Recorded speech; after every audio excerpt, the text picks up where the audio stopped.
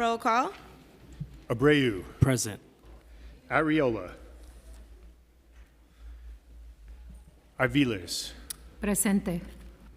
Ayala. Here. Banks. Present. Botcher. Brannon. Here. Brewer. Here. Brooks Powers. Present. Caban. Present. Carr. De La Rosa. Here. Dinowitz. Here. Felice. Gennaro. Gutierrez.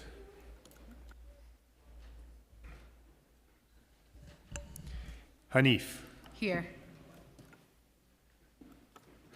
Hanks. Present. Holden. Here. Arriola. Here. Hudson. Present. Joseph. Present. Krishnan. Here. Lee. Here. Lewis. Present. Marmorato. Present. Marte. Present. Mealy. President. Present. Menon. Here. Moya. Present. Narcisse. Present. Nurse. Present. Osei. Here. Palladino. Powers. Here. Wrestler.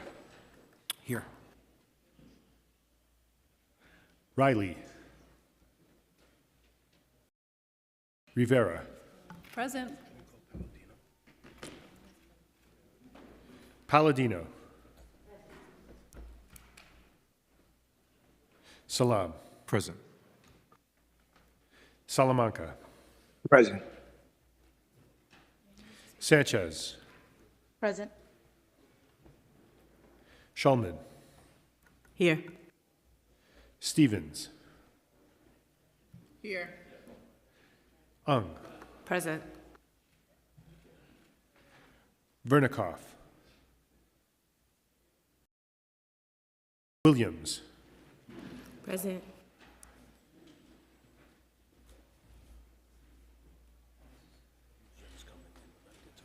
Yeah.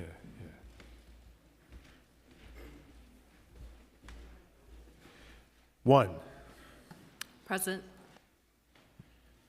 Zhuang. Here.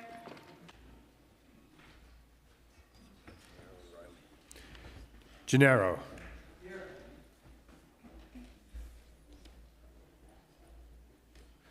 Riley. Vernikov.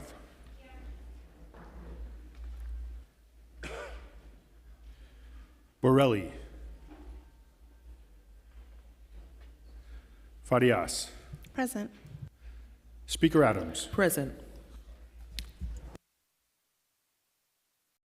Thank you. We will now have today's invocation, which will be delivered by Rabbi Joshua Rabin of the Astoria Center of Israel, which is located at 27-35 Crescent Street in Queens. All rise.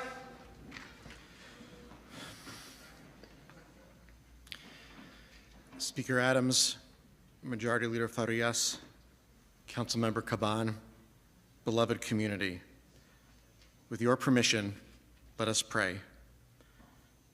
In Jewish tradition, there is a midrash, a rabbinic legend, that compares the wisdom of our sages to drawing water from a well. It states, Rabbi Hanina taught, Torah is like a deep well full of water, whose waters were cold, sweet, and delicious, but no one was able to drink from it.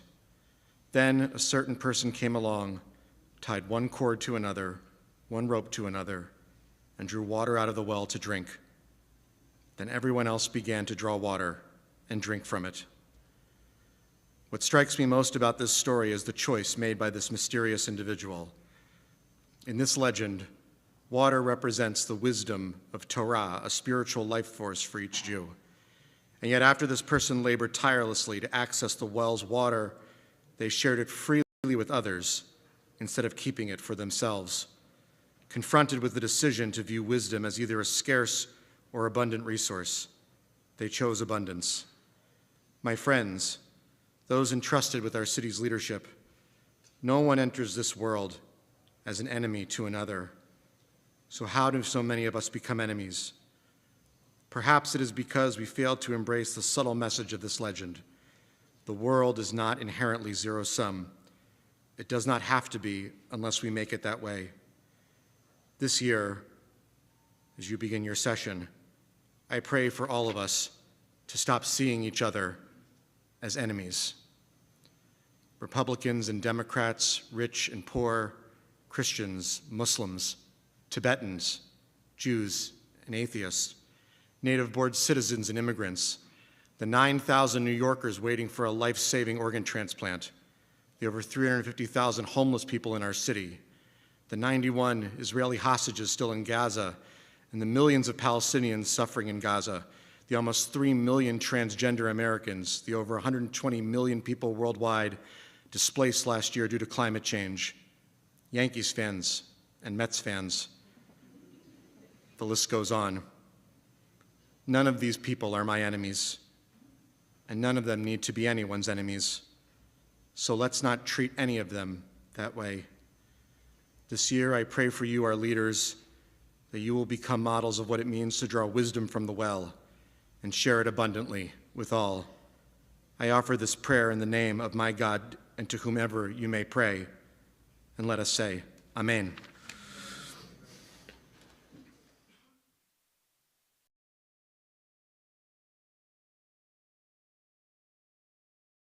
Thank you. I would now ask Councilmember Tiffany Caban to spread the invocation on the record.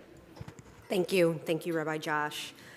Rabbi Joshua Rabin serves as rabbi for the Jewish community at the Astoria Center of Israel in Astoria, Queens. Myself and my constituents of all faiths are blessed to have a community leader like Rabbi Josh. His care extends well beyond his congregation. Rabbi Josh is part of interfaith conversations, building relationships across our community to foster safer and healthier neighborhoods. Rabbi Josh is a community and government affairs liaison at Live On New York, a nonprofit organization committed to helping New York live on through organ and tissue donation and to caring for families touched by donation. Through his work as a rabbi and with Live On New York, Rabbi Josh keeps our community spiritually and physically healthy. It has also been an honor to work alongside Rabbi Josh on our district's initiatives on resisting anti-Semitism and hate violence. Anti-Semitism poses a serious danger to our beloved Jewish neighbors and friends, whether it's the graffiti swastikas Queens has unfortunately seen in recent years, or white nationalists imitating Nazi salutes at the presidential inauguration and spouting anti-Semitic conspiracy theories. We must never tolerate incitement of violence, particularly against a community that has faced brutality and terror for centuries and centuries all over the world. And anti-Semitism is a threat to all of us who identify as part of a marginalized community. Anti-Semitic conspiracy theories form a shared conceptual framework for all types of racist, sexist, queerphobic paranoia and hate. And Rabbi Josh is a faith leader who understands this and takes it seriously, leading the Jewish community and looking out for Astorians of all faiths, including our district's diverse Muslim community. Astoria is lucky to have Rabbi Josh leading us through these times, and I am committed to standing by his side and supporting him along the way. I'm honored to know and work alongside Rabbi Josh, and am grateful for his words of wisdom to ground us in the new year. Thank you.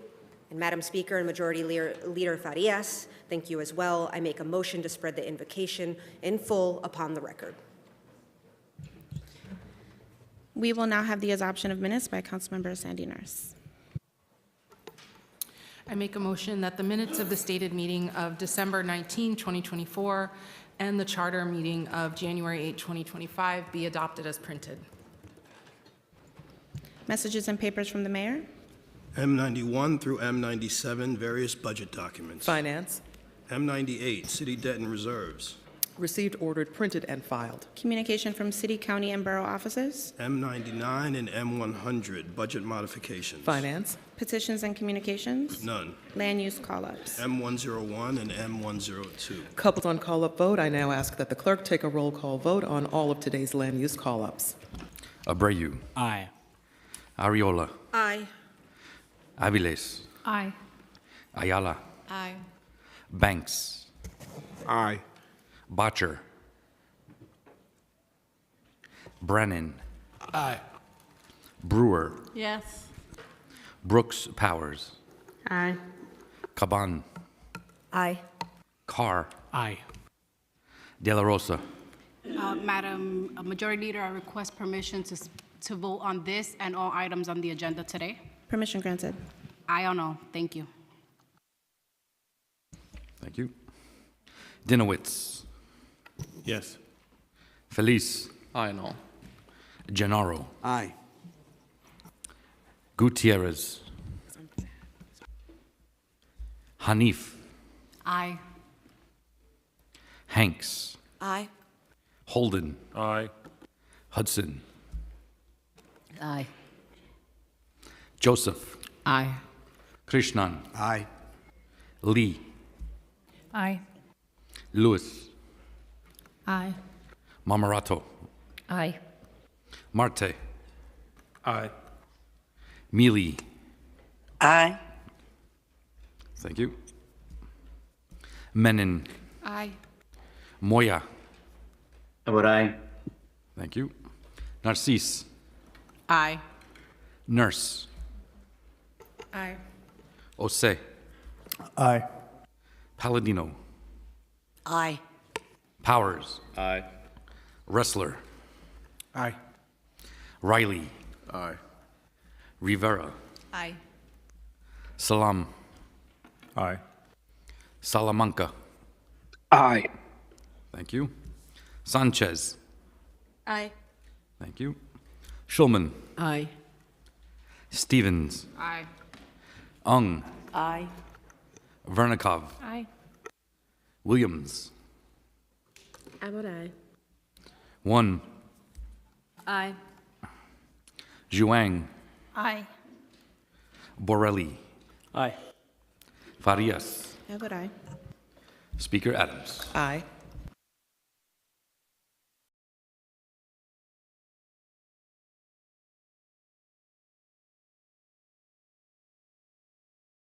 Today's land use call-ups are adopted by a vote of 48 in the affirmative and 0 in the negative. We will now have communication from Speaker Adrian Adams. Thank you very much, Madam Majority Leader, and good afternoon, everyone.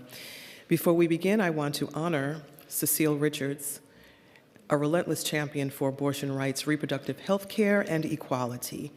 Her incredible legacy will forever serve as an inspiration and guide as we carry on the fight for this basic civil right, and my heart is with her loved ones and family. I also want to acknowledge the loss of several New Yorkers who died while on the job in the last several weeks due to senseless violence. Amadou Rahman, a yellow cab driver, Robbie Miller, a social worker, Ray Hodges, a USPS postal worker, Peter Forrest, an ambulette driver, and Jose Portillo, a building superintendent. We also lost Ellie William, a construction worker, and Ricardo Lewis, an MTA track worker. We also mourned the life of a senior in Councilmember De La Rosa's district who died in a residential building fire earlier this month.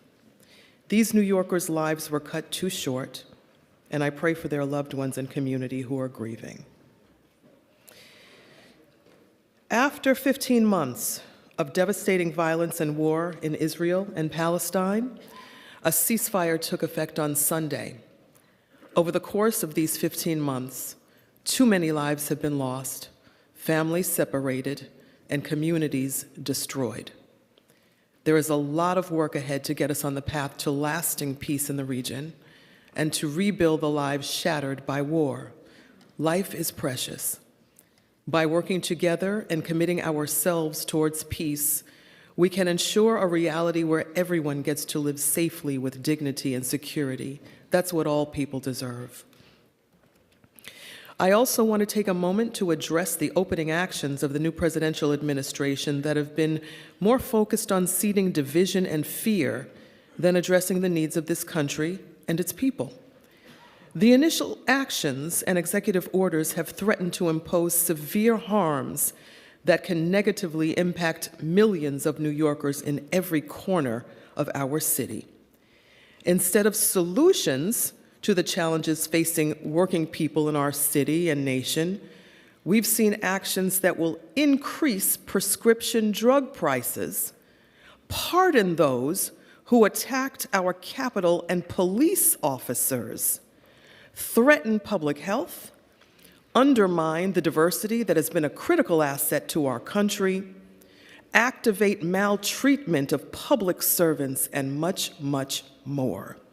We are indeed witnessing a weakening of democracy and democratic governance that we should never, ever take for granted, and it demands strong leadership from all of us to preserve. One of the greatest anti-democratic attacks we've seen is the blatant disregard for the U.S. Constitution with the unlawful executive order that claims to overturn the 14th Amendment's principle that all persons born in the United States are citizens. We must remember its history as one of the constitutional amendments adopted after slavery and during Reconstruction. This provided pivotal rights, including citizenship, to my formerly enslaved ancestors. It was furiously opposed then, particularly by Confederate states, which is telling context to understand this current challenge. The most perverted views of our past are indeed returning today. Historically, for our city, the 14th Amendment has granted citizenship to those who make New York City great. New York City's rich African, Asian, Caribbean, European, and Latino communities have built this city and advanced our country forward. The President's executive order to overturn this citizenship clause enshrined in the 14th Amendment is not only unconstitutional, but also abhorrent and ahistorical. We are a nation of immigrants. With the exception of indigenous peoples, if you trace any one of our ancestral histories, you'll find proof of immigration or arrival from nearly every single country in the world. No president possesses the power to change constitutional amendments by executive order, and this city should join the legal challenge to this unconstitutional action. With democracy under attack at the federal level, it is more critical now than ever to have strong local democracy to maintain freedom, debate through the exchange of ideas, and representative governance. Local and state governments not only have a responsibility to protect their residents, but to also unequivocally commit ourselves to strengthening democracy and asserting our shared values. Together with our constituents and the people of this city, let us unite to protect our democracy, values, and progress, which our ancestors risked their lives to advance for all of us. It is now up to us to protect and grow the seeds of progress to bestow on future generations, so that all of us can live full lives of meaning, dignity, and safety. That is especially true in these most challenging of times.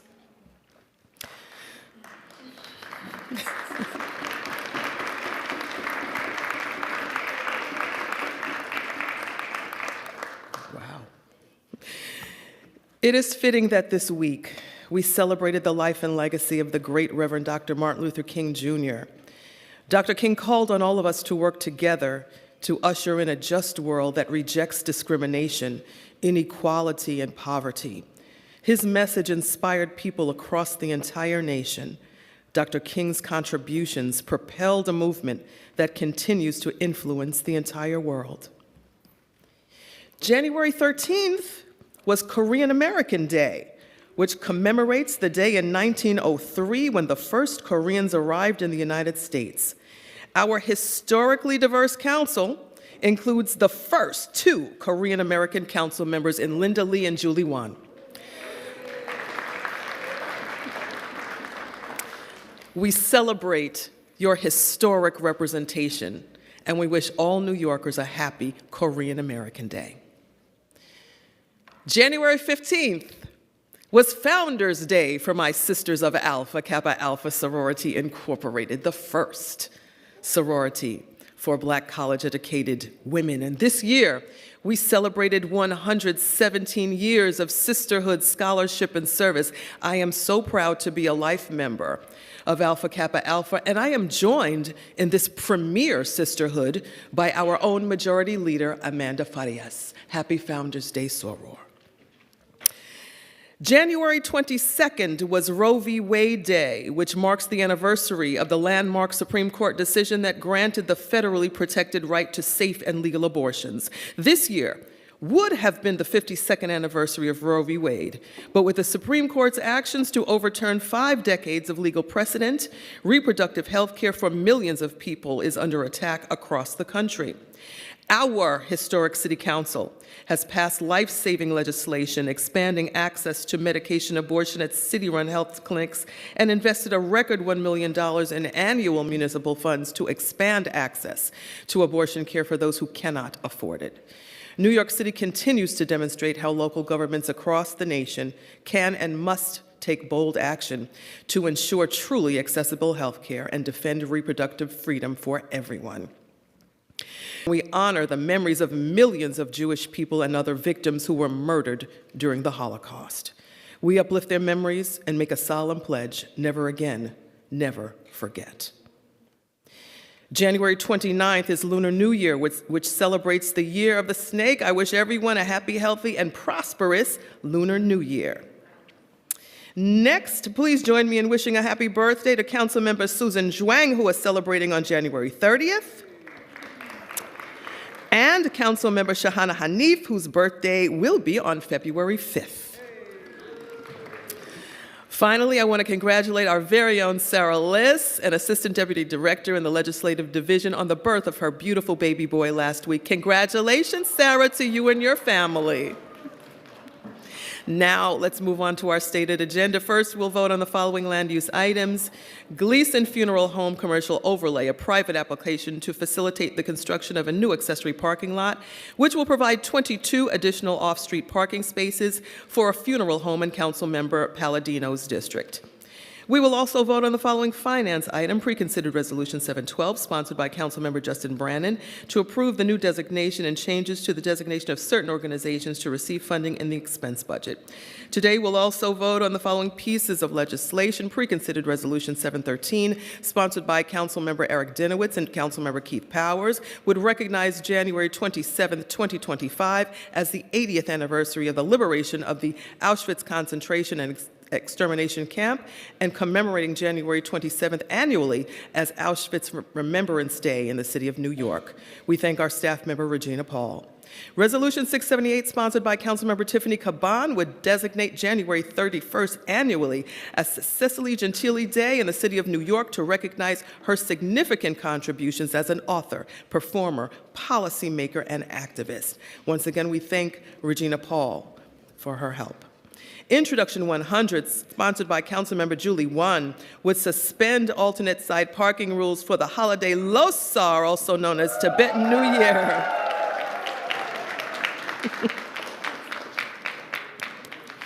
We thank our staff members Ricardo Lucia, Connor Mealy, Mark Chen, Kevin Katowski, and John Basile.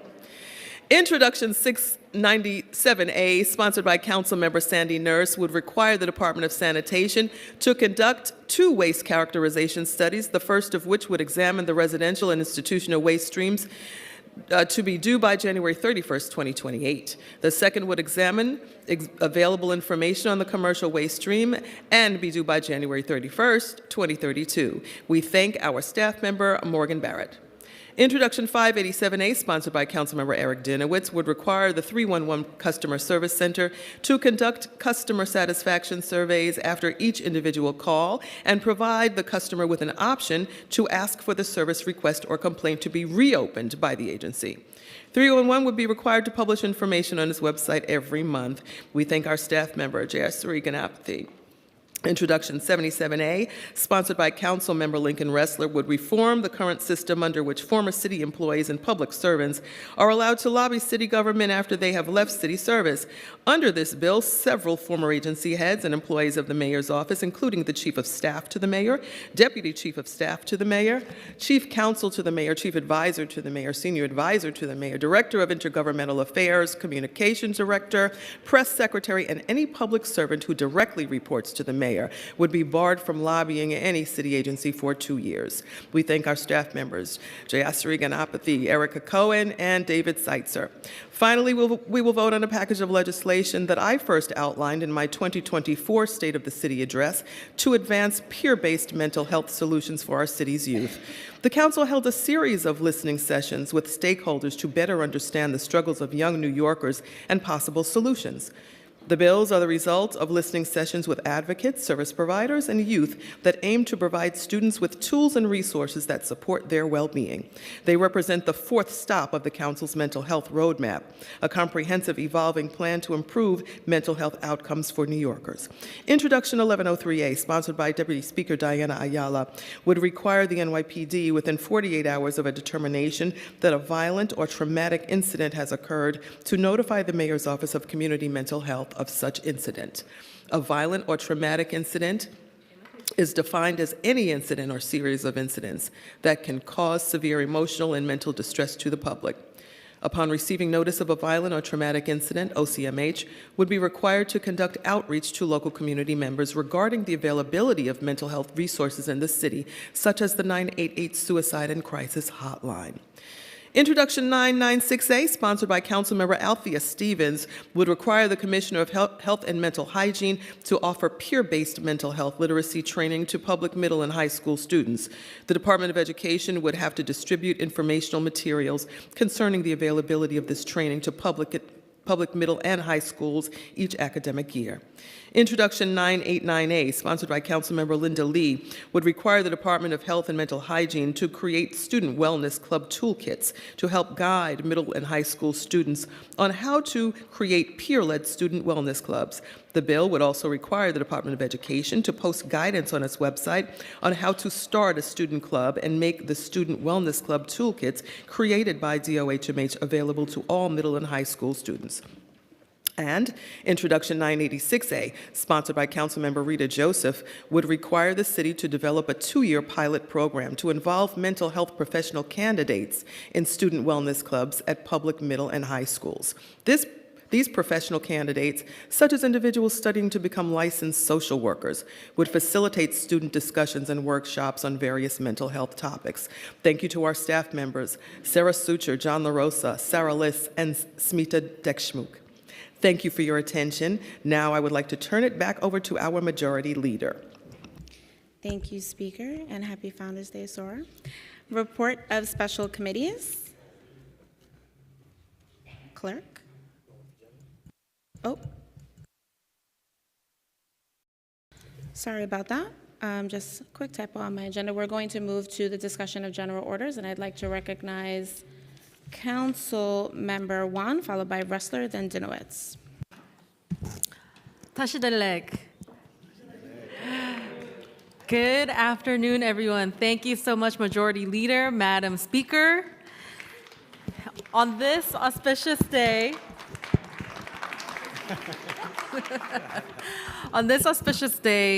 we are voting on Intro 100, my bill to recognize Losar, also known as Tibetan Lunar New Year, by adding it to the New York City's alternative side parking calendar. It's an honor to celebrate this historic day with our 61,000 Tibetan Buddhist neighbors from Tibet, Nepal, Bhutan, India, and across the Himalayas, as well as the 100 Tibetans who have joined us today in this celebration.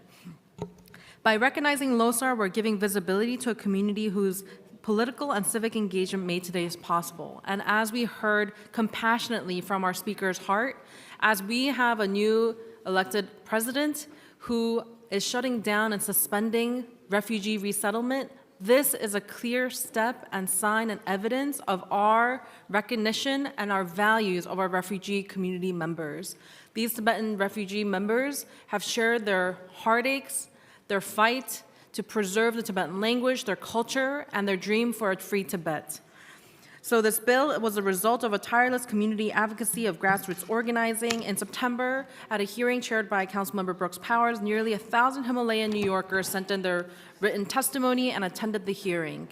And we have had lines of residents to wait 5 hours for the hearing, and the passing of Intro 100 will take effect next month on Losar, which is February 28, 2025, just in time so that our neighbors will be able to enjoy the holidays without having to worry about getting a ticket. So I want to thank all of the 36 council member colleagues, the 3 borough presidents for co-sponsoring this bill, and I urge my colleagues to vote yes, and I would be remiss if I did not thank my Chief of Staff, Nick Golota, as well as our all-star Tibetan community liaison and budget coordinator, Kaesang Yatso. Thank you so much to all the organizers who are here. Please join us for the celebration afterwards.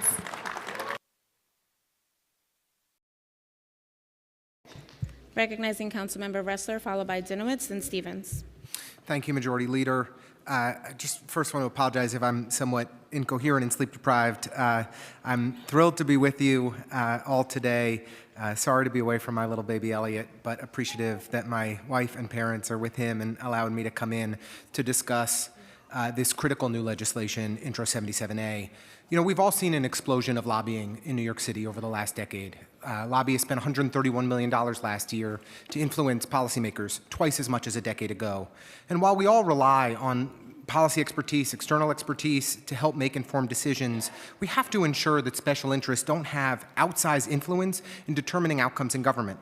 Our lobbying laws have absolutely failed to restrict the most powerful people in the mayor's office from capitalizing on their public service for personal gain. That is exactly what the mayor's chief of staff, Frank Carone, did. From a corner office across the building in City Hall, he freely admitted to creating a lobbying practice while still working in city government. And when he left city government, the very next day, the most powerful person in the mayor's office was permitted to lobby 99% of the mayor's staff, 99% of mayoral agencies. This is legalized corruption, and our legislation slams the door shut on the revolving door. It also, and considering, frankly, the many scandals that have plagued the Adams administration, this is a critical moment for all of us in government to help restore the public trust, to help restore the confidence that New Yorkers have that we are governing on their behalf, not working to enrich ourselves. I'd really like to thank the folks who worked on this bill, especially Committee Counsel Jay Sriganapathy, David Seitzer for his expert guidance, Jeff Baker, Jeremy John, Faiza Ali, Mandela Jones. Really want to thank the Speaker for her ethical leadership of this body. And I just lastly want to thank my Chief of Staff, Molly Haley, who cares more about ethical government than anyone I know, has been a tremendous partner for me on everything we do in our office, but especially on this bill. So thank you so much and hope you all support it. Recognizing Councilmember Dinowitz, followed by Stevens, then Joseph. Thank you, Majority Leader. Our job as government officials is to make sure New Yorkers have a voice in government and that we are responsive to them. And we have a mechanism in New York City to do that. It's 311. But any New Yorker who's used 311 has probably experienced the frustration of seeing their case closed, typically prematurely. And whether they're complaining about a pothole on the street, garbage, their apartment not being warm, often they put that complaint into the app only to see it closed without their problem being resolved. And unfortunately, so many of our constituents don't have a way to express their frustration or express and share feedback that their needs were not met. We've gotten those calls at our office. I know so many of you in this body have gotten those calls in our office as well. And that's why Intro 587A is so important. What it does is it simply says that after a case is closed, the 311 system asks, how'd we do? and it allows the user to provide feedback. Ideally, we want that feedback to be great. We want our government and our agencies to be responsive of the needs, but it also allows users to say, I am not satisfied with my service and my case was closed prematurely. And additionally, this bill provides monthly reports so we as a council, we with the oversight authority, can ensure that our city agencies are being responsive to our constituents, are meeting the needs of our constituents, and that they are being serviced, and that they are not closing these cases prematurely. So with this bill, we'll get more transparency in government and a more responsive government. Thank you, Majority Leader, for the time, and thank you to the entire council staff, my chief of staff, my legislative director, and everyone who worked on this bill. Recognizing Councilmember Stevens, followed by Joseph. Thank you, Majority Leader. Our young people are navigating a complex world, and it is imperative that we not only equip them with the knowledge to identify mental health, but also empower them with the supports that are effective and necessary. I'm happy and hopefully passing Intro 996A, legislation that will establish a peer-based mental health program for all New York students, a critical tool in our fight against growing mental health crises among young people. This legislation will not just be about a training, it will be about changing the culture within schools to have more empathy, understanding, and proactive support by fostering a community where students look out for one another and they can be equipped and have ripple effects of awareness and assistance that extend far beyond the classroom. I would like to thank my colleague Linda Lee, who has been championing the mental health roadmap throughout the last couple of years in council, and our fearless speaker, Adrian Adams, and all of the council staff that worked on this legislation. And I ask all of my colleagues to please vote yes. Thank you. Recognizing Councilmember Joseph. Thank you, Majority Leader. Intro 986 established a pilot program to involve mental health professional candidates in student wellness clubs at public schools and middle schools. Middle schools and high schools. This bill requires a mayor-designated agency or agencies to develop, implement the pilot program in schools that choose to participate. This program addresses the need for accessible mental health support in our schools. By engaging mental health professional candidates, we can expand resources and help foster a culture of wellness for our students. I look forward to the agency and the agency's feedback to refining this initiative further. My deepest gratitude to everyone who worked on this bill. Thank you, Speaker. Thank you, Linda Lee, Councilmember Lee, for the support and the roadmap, and I urge all my colleagues to vote yes, and together we can make meaningful differences in the lives of our students. Thank you. Thank you. Seeing no one else signed up to speak. Report of special committees. None. Reports of standing committees. Report of the Committee on Finance, Preconsidered Reso 712, Transparency Reso. Coupled on general orders. Report of the Committee on Governmental Operations, State and Federal Legislation, Intro 77A, Post-Employment Lobbying. Amended and coupled on general orders. Intro 587A, 311, Survey Data. Amended and coupled on general orders. Report of the Committee on Land Use, LU 206 and Reso 728, Gleason Funeral Home. Coupled on general orders.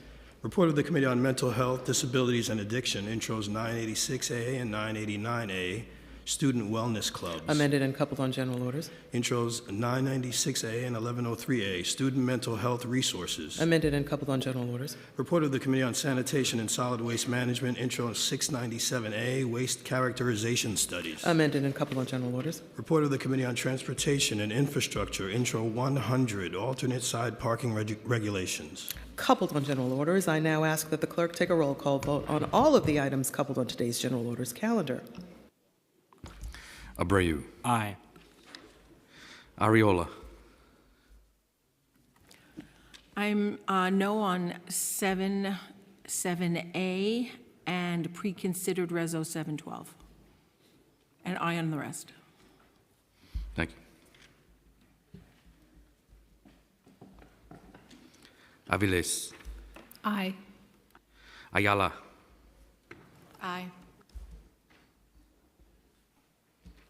Banks. Aye on all.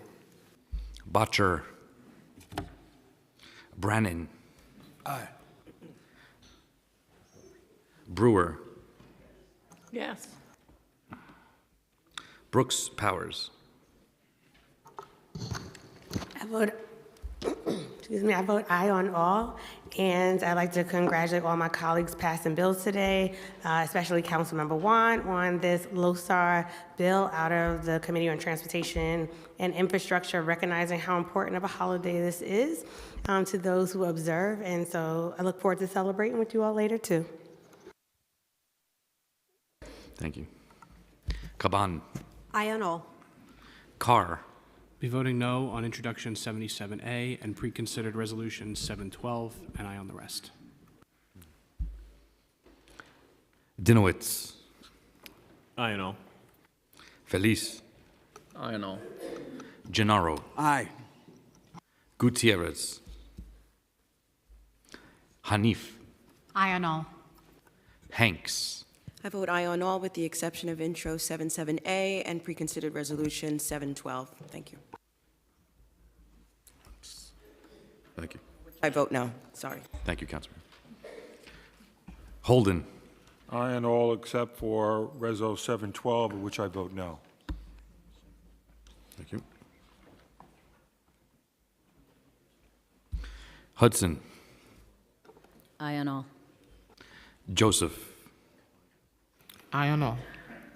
Krishnan. Aye on all, and to my Himalayan communities, Tashi Delek.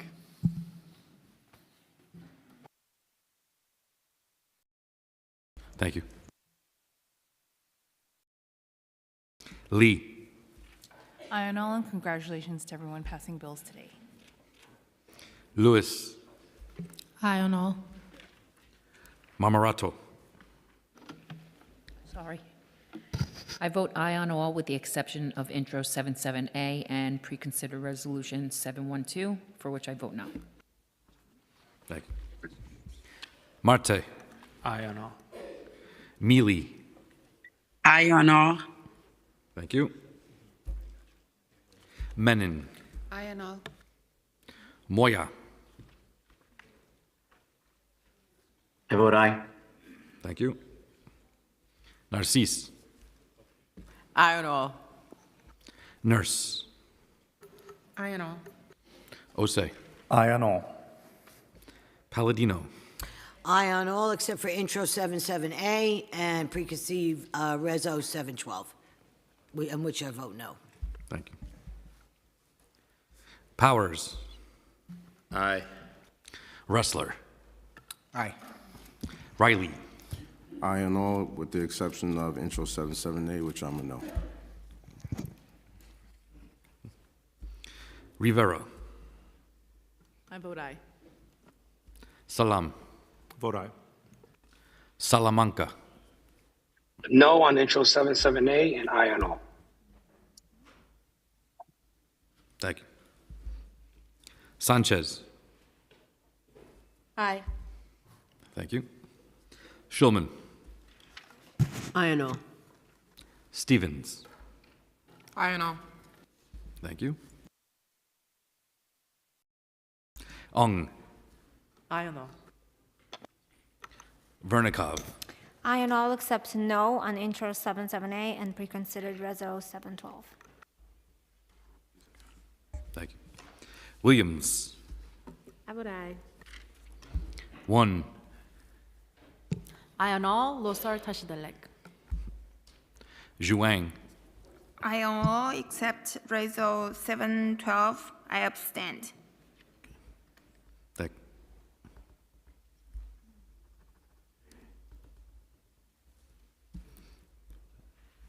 Borelli. Aye on all except Intro 77A and Preconsidered Reso 712. Farias. I vote aye on all. Speaker Adams. I vote aye.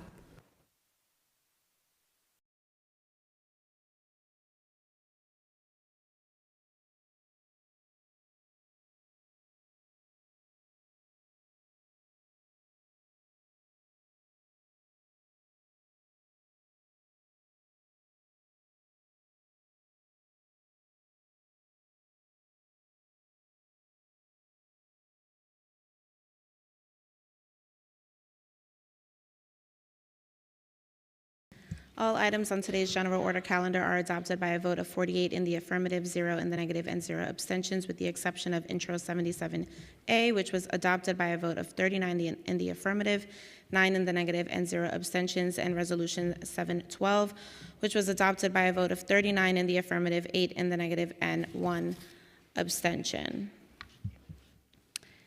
Introduction and reading of bills. All bills have been referred to committee as indicated on today's agenda. Thank you. We will now move into the discussion of resolutions, and I'd like to recognize Councilmember Caban, followed by Dinowitz. Thank you. Today, I am urging my colleagues to support the passage of a resolution that honors the late, great Cecilia Gentili. Cecilia was a fearless leader, a trans icon, an author, an actress, a pioneering advocate for the dignity and freedom of sex workers. She expanded access to health care for so many trans New Yorkers and is known for so much more. She wasn't merely an ally in other liberation fights. She was a co-conspirator who put her body on the line for anyone facing exploitation, discrimination, or persecution. Cecilia was a very formative figure in my life, a super special, impactful person. She held such an important role in the social spaces and community I moved through. And since she's passed away, I've met lots of new people and have discovered that she held the same kind of space and presence in their lives and community, and it's pretty amazing. And even though Cecilia is no longer with us, her impact lives on and is magnified by every person who knew her. Her energy was infectious. She was profoundly funny and sharp, brilliant, open and honest about her struggles with substance use, and she said exactly what needed to be said every time. I really, really miss her. And to close, may your memory be a joyous, hilarious, visionary, fearless revolution, and may our city's new Cecilia Gentili Day, should it pass, serve as a testament to that revolution. So I just ask my colleagues to support it as well. Thank you. Recognizing Councilmember Dinowitz. Thank you, Majority Leader. Today we're voting on a resolution to make January 27th Auschwitz Remembrance Day, and to remember, this dark moment in our history. The Torah, the sacred Jewish text in Hebrew, doesn't have a word for history. That word doesn't exist in the Torah. Instead, the concept of history is expressed through memory, through remembrance. And when we remember something, when we have a memory of something, it is part of who we are. And with the passage of this resolution, we are declaring that New York City remembers Auschwitz and the Holocaust. But perhaps, I can't say too well, but Elie Wiesel, Holocaust survivor and Nobel laureate, always had a way of saying things. He said, memory is a passion no less powerful or pervasive than love. What does it mean to remember? It is to live in more than one world, to prevent the past from fading, and to call upon the future to illuminate it. And with the passage of this resolution, New York City is preventing the past from fading. And I want to thank the Speaker for moving this resolution forward, and to Regina Paul for drafting this resolution. Seeing no one else signed to speak. Okay, we will now have a voice vote on today's resolutions. If you wish to vote against or abstain from any of today's resolutions, please notify the Legislative Documents Unit by email or by approaching the dais. I'll now read today's resolutions into the record. Resolution 678 designates January 31 annually as Cecilia Gentili Day in the City of New York to recognize her significant contributions as an author, performer, policymaker, and activist who fought for the rights of undocumented immigrants, sex workers, and LGBTQIA+ individuals. Will all those in favor say aye? All opposed say nay. Any abstentions? The ayes have it. Pre-considered Resolution 713 recognizes January 27, 2025 as the 80th anniversary of the liberation of the Auschwitz concentration and extermination camp, and commemorating January 27th annually as Auschwitz Remembrance Day in the City of New York to honor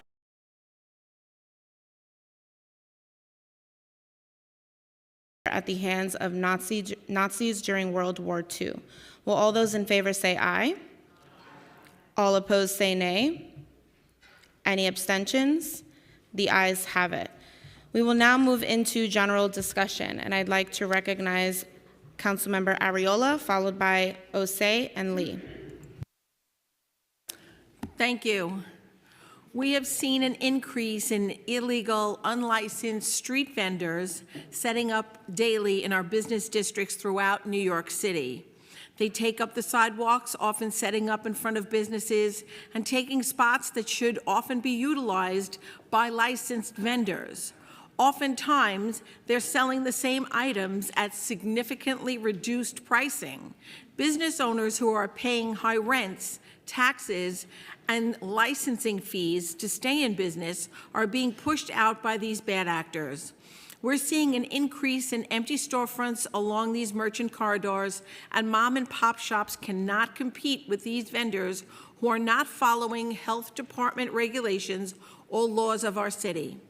Many times, the police department and DSNY are called, and they have no way of verifying whether or not the vendor is licensed and if they have been subject to enforcement before. That is why I'm introducing Intro 1164, a bill that would require the Office of Street Vendor Enforcement to create a portal that would allow all agencies enforcing street vending laws to regulation and share enforcement-related information. The Office of Street Vendor Enforcement would also ensure that each enforcement agency had the capability to verify the authenticity of the vendor's license. This bill will make sure that New Yorkers are purchasing items that are safe and will protect our small business owners and legal street vendors who are the backbone of our communities from being pushed out. I appreciate it if all of my colleagues would sign on to this bill. It really does help our legal street vendors and our small mom and pop shop owners. Thank you for the time. Recognizing Councilmember Osei, followed by Lee, then Stevens. Thank you, Madam Majority Leader. Today, I am reintroducing Introduction 1176, or known as the CURB Act. The right to assembly and peaceful protest is enshrined clearly in the First Amendment of the Constitution. The NYPD Strategic Response Group has proven to consistently violate that right. This bill would restrict their ability to do so. I urge all my colleagues who share my commitment to the First Amendment and its protections to support this legislation. All New Yorkers deserve to exercise their right to protest and assemble, and they deserve to exercise this right with safety and dignity. I want to thank Michael Sadzitsky and Isabel Leyva of the New York Civil Liberties Union for their partnership and advocacy of this bill, and I urge my colleagues to sign on. Thank you, Madam President. Recognizing Councilmember Lee, followed by Stevens, then Carr. Good afternoon, Madam Speaker, Majority Leader, and colleagues. Today, I am proud to be introducing 1174. This legislation would allow vulnerable and homebound New Yorkers to self-identify and register themselves with the Office of Emergency Management. This would incorporate them into the city's emergency response planning and help facilitate their rescue and assistance in the event of an emergency, like some of the ones that we've seen recently. Similar measures in Europe that count factors like chronic disease, age, and socioeconomic status prevented close to 50% of possible deaths during recent heat waves. Recent disasters have shown us how important it is to have precise and effective emergency services. Reducing response time and saving the maximum number of lives can't happen without knowing where our most vulnerable neighbors are and how best to help them. And so again, this would be an opt-in for our vulnerable populations. Every second and every life counts for our city, so I hope that you can join me in this effort. Thank you. Recognizing Councilmember Stevens, followed by Carr, then Hudson. Today I'm introducing Intro 1177, aiming to codify existing requirements for chain restaurants to post sodium warnings and expand those requirements to all restaurants regardless of size, in addition to mandating notification for added sugars. Across New York City, we have communities that suffer from inadequate access to healthy food options. Those food deserts disproportionately impact low-income neighborhoods, contributing to high rates of chronic illness such as hypertension, diabetes, and heart disease. I would like to encourage all of my colleagues to sign on. Thank you. Recognizing Councilmember Carr, followed by Hudson, then Holden. Thank you, Majority Leader. Colleagues, today I'm introducing Introduction 1166 with Deputy Speaker Ayala, which would require the Department of Homeless Services to give a notification whenever they're going to renew an emergency shelter contract to the relevant council member, borough president, and community board. I think no matter where we stand on the migrant crisis of the last several years and the need for homeless shelters in a more general sense, I think we all agree that the administration of the day should be transparent with the community's representatives and letting them know when they're going to renew an emergency contract, which is not along the same rushed nature of when you initially open an emergency shelter. These renewal decisions, I believe, are made well in advance, and it also affords an opportunity to those elected officials and community organizations to give an opinion to DHS about whether or not the shelter renewal is warranted or not. And so I urge all my colleagues in the interest of transparency to sign on to Introduction 1166 and support this piece of legislation. Thank you. Recognizing Councilmember Hudson, followed by Holden, then Joseph. Thank you, Majority Leader. Today I'm reintroducing a resolution that this body approved 2 years ago, not because we didn't get it right the first time, but because the urgency has only grown. And I want to thank Speaker Adams for your unwavering and resolute message earlier. In 2023, we passed Resolution 556, which urged Albany to approve the Access to Representation Act, which guarantees the right to legal representation to all New Yorkers, regardless of citizenship status. As a city, we have rejected the idea that immigrants facing deportation or detention should be denied civil and legal protections. And now, more than ever, we need the state to pass this vital legislation and show that it, too, still stands strong with immigrant communities across New York. We are witnessing a troubling rise in xenophobia across the nation and a new presidential administration that has quite literally campaigned on dehumanizing immigrants. But here in New York, we know the truth. Without immigrants, this city and this nation would not thrive. That's why, alongside Chair Aviles, I'm introducing another resolution, Resolution 717, urging our state legislators to pass A270 and S141, which is crucial to protecting all New Yorkers from the threats that endanger their safety and fundamental rights. I urge you to join me once again and co-sponsor Resolution 717. Thank you. Recognizing Councilmember Holden, followed by Joseph.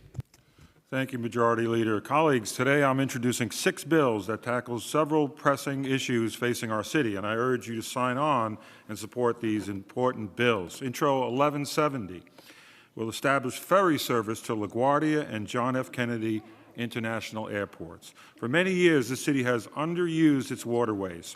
This intro will expand upon our established ferry service and provide a much-needed alternative for travelers and commuters to get to these airports. It'll take cars off the road. So let's use our waterways. We're also addressing the needs of pet owners and animal welfare. Intro 1172 with Councilmember Schulman will create a citywide pet food pantry program to ensure that pets remain healthy and in loving homes. While Reso 716 with Councilmember Palladino urges the New York State Legislature to strengthen animal cruelty laws by codifying them in the penal law and increasing penalties for offenders. So you can abuse one dog and pay the same price fine as you would, or incarceration if you abuse 20 dogs. So there's no difference, and that was given to me by DA Melinda Katz. Protecting animals and supporting responsible pet ownership should be a top priority for all of us here in the council. And public safety remains a top priority. Intro 1173 with Public Advocate Williams and Council Members Vernikov, Narcisse, Moya, and Schulman will require bicyclists to wear protective headgear, helping to prevent injuries and promote responsible cycling in our city. And supporting our veterans is very essential, and certainly Intro 1171 will conduct a feasibility study on a pilot program to provide reconsolidation of traumatic memories, or better known as RTM, therapy for our veterans. It works, and we should work on it to certainly come up with a pilot program. Thank you all. Thank you. Recognizing Councilmember Joseph, followed by Schulman. Thank you, Madam Speaker. Thank you, Majority Leader and colleagues. Today I'm introducing my resolution alongside my colleagues, Councilmember Stevens, Narcisse, and Schulman. Resolution 718 calls on New York City State Education to implement oral education for all elementary students.